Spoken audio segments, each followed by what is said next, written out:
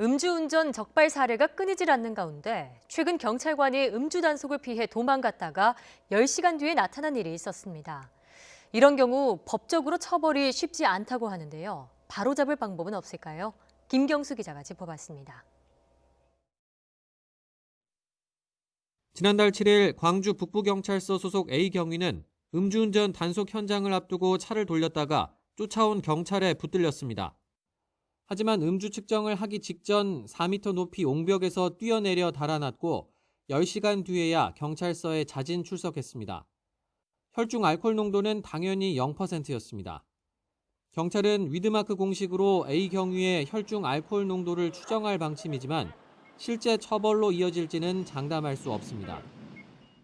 위드마크 공식은 술의 농도와 음주량, 체중, 성별 등을 고려해 특정 시점에 혈중 알코올 농도를 역추산하는 기법인데 그동안 이 추정치가 재판에서 핵심 증거로 인정받지 못한 경우가 적지 않았기 때문입니다. 지난 2015년 만삭의 아내를 위해 크림빵을 사서 집에 가던 남성이 뺑소니 사고로 숨진 이른바 크림빵 사건.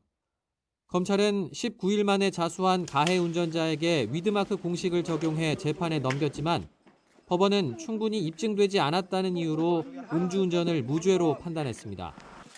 2018년 방송인 이창명 씨의 음주운전 의혹 무죄 판결도 위드마크 공식이 인정되지 않은 대표적 사건이었습니다.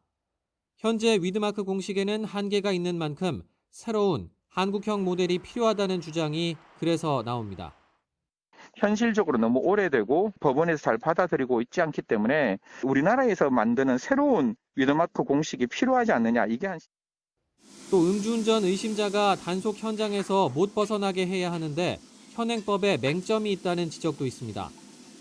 앞서 A 경위의 경우 경찰이 음주 측정을 고지하기 전에 달아났기 때문에 음주 측정 거부 혐의 적용이 어렵고 도주죄 역시 미란다 원칙을 고지해 신병을 확보한 상태가 아니라서 성립되지 않는 겁니다. 또 공무집행 방해죄도 도주 과정에서 경찰 폭행이나 협박이 없어 적용이 어려울 것으로 보이는데 경찰은 사회적 관심이 큰 사안인 만큼 혐의 적용에 신중한 모습입니다.